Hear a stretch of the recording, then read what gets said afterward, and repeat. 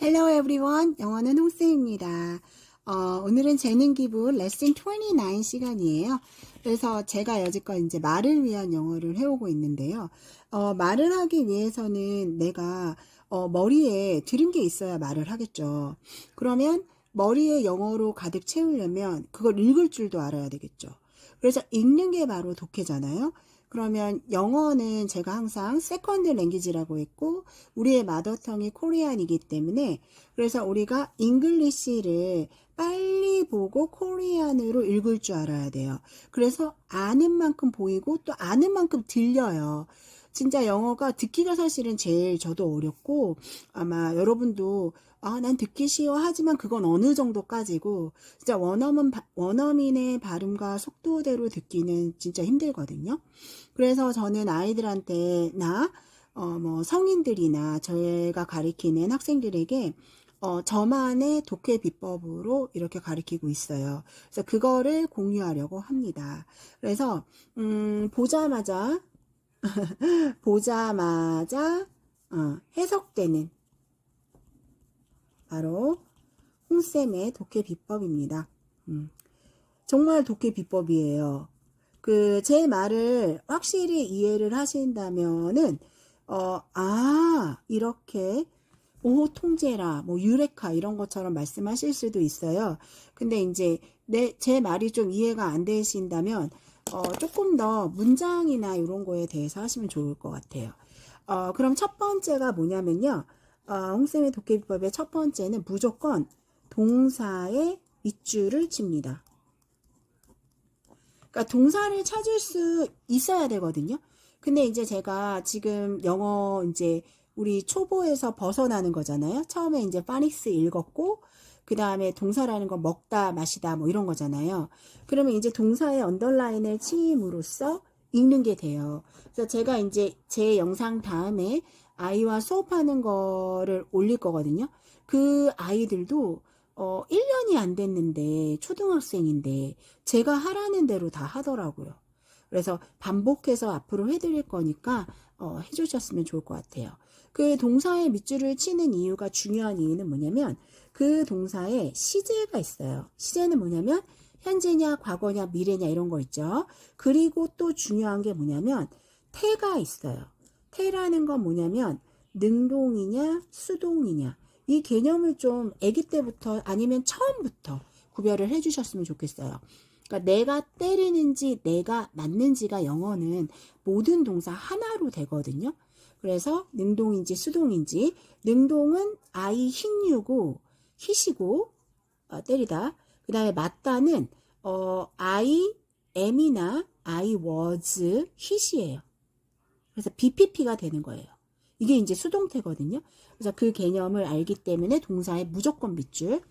그 다음에 동사의 무조건 밑줄을 친 다음에 두 번째는 뭐냐면 목적어. 거의 문장에 목적어 많거든요. 끊어요. 알았죠? 이렇게 끊으라는 거예요. 목적어를. 그리고 이 형식이라면 보어도 끊어주세요. 그러니까 동사 밑줄 치고 그 다음에 거를 끊는 거예요. 그래서 제가 목적어를 끊어는 뭐냐면 I love you 할 때 동사의 밑줄을 치고 이렇게 바로 목적어에 끊으라는 거고 그 다음에 이 형식에서 보어는 나는 행복해 이거거든요. I am happy. 그러면 동사인 am에다 밑줄을 치고 이렇게 끊으라는 거예요. 그게 이제 제가 이제 계속 얘기하는 거죠. 그리고 이제 세 번째는 뭐냐면 부사라든지 연결사에는 동그라미를 하세요. 이렇게. 왜냐면 걔는 따로 묶으려고 그래요. 걔네는. 그리고 따로 묶고 수식어구는 또 이제 버리려고 하거든요. 그 다음에 끝났어요. 그리고 이제 구마다. 구라는 건 뭐냐면 단어와 단어가 모인 거죠. 구마다 끊어.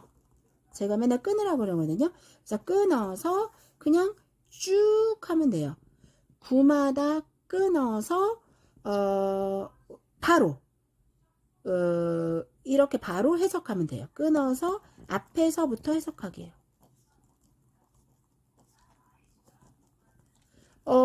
자기가 좀 쉬운 거는 할 줄 안다 그래서 뒤 갔다 오는 애들 많아요. 조그만 거는 눈을 제가 넓게 보라는데 그럴 수도 있죠. 하지만 어렵고 어려울수록 앞에서부터 하셔야 돼요. 수식어구도 만약에 장미의 전쟁하면 제가 어떻게 쓰랬어요? 더 월을 먼저 쓰고 어브 로즈예요. 그러면 이거는 이렇게 하나로 눈을 볼 수가 있단 말이에요. 구를 끊으니까. 근데 우리는 그냥 전쟁 이렇게 하라고요. 뭐? 장미의 이런 식으로 들어가면 돼요. 그리고 그 다음에 이제 이 끝이거든요.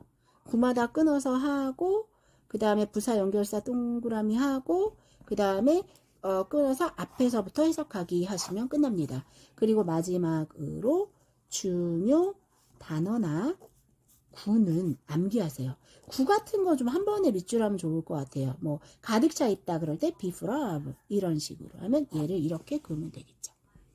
엄청 쉽죠? 그래서 다른 건 몰라도 동사를 찾기. 여지껏 학창단 시절에는 우리가 주어 찾기 했거든요. 근데 그게 아니라 부위를 찾고 거기에 목적어까지 끊어주는 이게 홍쌤의 비법이에요. 그래서까지 하시면 됩니다. 자, 그러면 이제 요거를 바탕으로 이제 지금 학생이 할 건데 예문을 몇 개만 해볼게요. 어떤 예문이 있었냐면요. 첫 번째 예문이 아르헨티나 is full of tango 이렇게 나왔었어요. 그럼 이거 보면 사람들 다 알아. 근데 이렇게 동사다 이렇게 찾는데 이걸 구다 하면 이렇게 밑줄을 치라는 거예요. 그러면 아르헨티나죠. 아르헨티나는 가득 차 있어 탱고로 하면 끝나죠. 쭉 가는 거예요. 그 다음에 두 번째는 you can enjoy can이라고 너무 세게 하지 마요.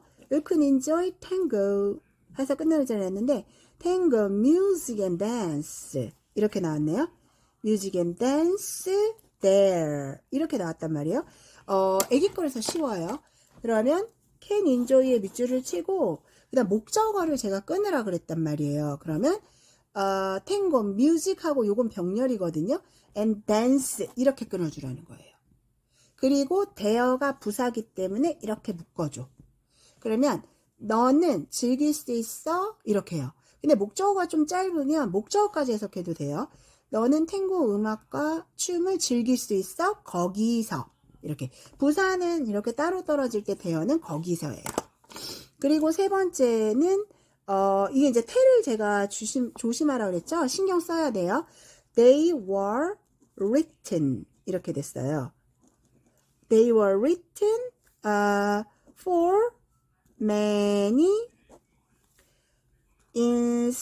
instruments 이렇게 됐네요. 그러면 보세요. 동사의 밑줄을 치는 거예요. 그리고 이제 for many instruments면 이거는 끝난 거야 여기서. 왜냐면 이게 BPP가 나오면 이게 제가 아까 테라 그랬잖아요. 그러면 걔네들이 쓴 게 아니라 쓰여진 거거든요. 그래서 쓰여졌다 이런 거예요. 왜냐면 write, wrote, written이거든요. 그것들이 쓰여졌어 해서 끝난 거야 문장은. 근데 for의 기본 의미는 뭐뭐 위해거든요. This is for you 하면 너를 위해잖아요. 많은 악기들을 위해서 이렇게 되면 됩니다. 하나 더 할게요. 마지막으로 4번은 and then 내가 이거 말하려고요. and then 하고 콤마가 있을 수 있고 안 있을 수 있거든요. 지문에 있었는지 안 있었는지 모르겠네. 있을 수도 원래는 써야 맞아요. He added it 하고 to 피에졸라스 탱고 이렇게 말했어요. 그럼 보세요. and then이 아마 콤마 없었을 수도 있고 그 대신 우리는 그냥 이렇게 연결사와 부사를 동그라미를 묶어줘요. 그럼 왜 묶어줘? 얘는 살짝 빼놓으려고. 그리고 동사의 밑줄을 치고 목적어가 바로 튀어나오면 끊어줘요. 오케이? 그럼 끝났어요. 그리고 나서 그는 그것을 추가했어 이렇게 하면 돼요. 시제는 과거. 그럼 애들을 모르면 안 되겠죠? 어디에예요. to는 그러니까 for 같은 전치사의 기본 의미는 무엇을 위하여 이런 뜻이고 to는 어디에 이런 말이에요. 뭐요? 피에졸라의 탱고에 붙여졌어 이렇게 하시면 됩니다. 그러면 이제 홍쌤 한 거 그거 잘 들어보세요. 보는 순간 말이 되는 거죠. 그래서 뭐죠? 오늘은 에스트로 피에졸라와 누구? 안토니오 비발디. 안토니오 비발디의 사계에 대해서 합니다. 그래서 이렇게 영어에는 뭐가 중요해? 배경 지식. 오케이? 자, 그럼 볼게요. 내가 읽으면 오케이? 그대가 바로 직독해 주세요. Argentina is full of tango. 아르헨티나는 탱고로 가득 차 있다. You can enjoy tango music and dance there. 너는 즐길 수 있다. 그곳에서 탱고 뮤직과 춤을. 오케이. 여기는 이제 부사니까 이제 네가 먼저 한 거예요. 아니, 사실은 요걸 떼놓고 너는 즐길 수 있다. 탱고 음악과 춤을 거기서 이렇게 해도 돼요. 그 다음에 이렇게 선생님이 이름이 나오면 어떻게 하랬어요? 걔는 이렇게 하랬죠. 근데 이제 알면 이렇게 읽어주시면 더 배경 지식에 도움이 됩니다. Astor Piazzolla was a tango composer from Argentina.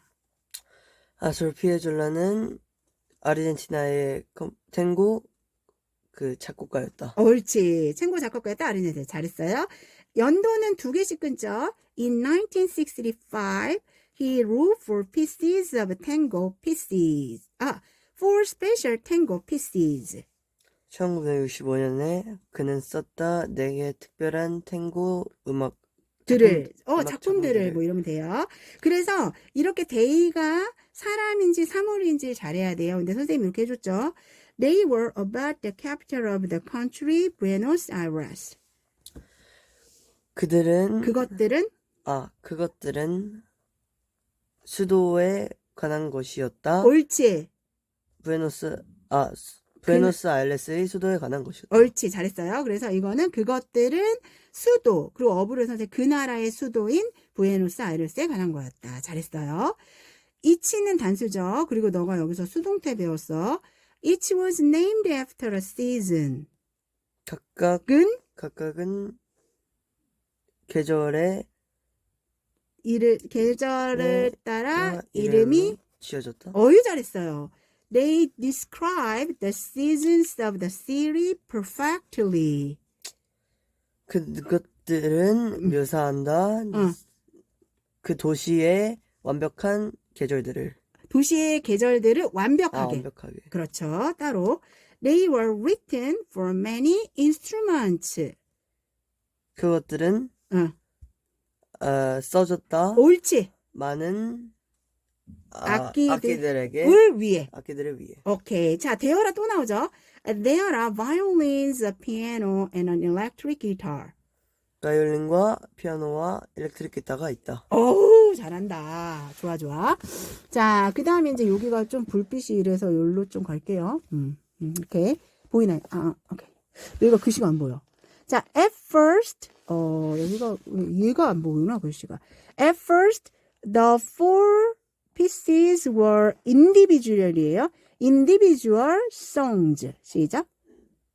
첫 번째는 4개의 작품들은 individual. 개인의 맞아. 노래다. 노래다. 그러니까 개별로 각각. 그 다음에 later they became one set.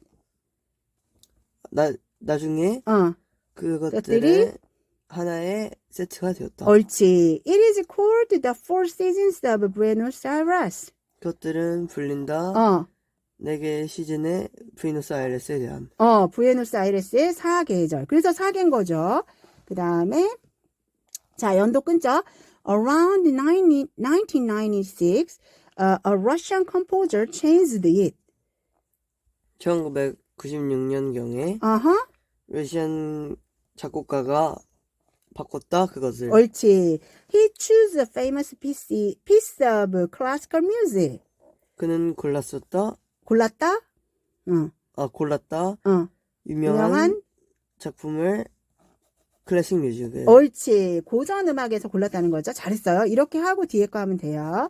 And then he added it to Piazzolla's tango. 그리고 그는 추가했다 그것을 피에졸라의 탱고에. Okay. The piece was The Four Seasons by Antonio Vivaldi. 그 작품은 4개의 시즌에 대한 것, 4개의 시즌이다. 였다. 안토니오 비발디에 대해. 의한. 오케이. 자, 이제 결론이에요. Now you can hear Piazzolla's and Vivaldi's music together. 시작. 지금 는 들을 수 있다. 퓨줄라와 비발디의 뮤직을 함께. 그렇죠. 너무 잘했어요. 자, 그래서 여기에서 write, wrote, written하고 그 다음에 선택하다 할 때 choose, chose, chosen. 고생 많았어요. 빠바이. 잘 들어보셨나요? 자, 제가 홍쌤처럼 하는 사람은 없어요. 그러니까 동사의 밑줄을 친다는 게 가장 핵심이에요. 그래서 동사의 밑줄을 치고 그 다음에 목적어를 끊어주면 여러분의 머릿속에는 아무리 복잡한 문장도 동사, 목적어로 되고 주어는 앞에 올 수 있고 저 앞에 갈 수도 있어요. 그래서 보자마자 해석이 되는 홍쌤의 독해 비법이 저는 이거라고 확신을 하고 아이들도 이렇게 가르치고 있어요. 그리고 이제 부사나 연결사는 우리가 잠시 쉬기 위해서 이렇게 동그라미 묶어주고 부사는 약간 떼놓으려고 그러면 여러분 눈에는 정말 핵심어들이 보이거든요. 그래서 홍쌤이 또 독해를 열심히 해야 내가 문장도 만들고 말도 하게 도와드릴게요. 구독 많이 해주세요. 영어는 홍쌤입니다. 행복한 주말 되세요. 바이바이.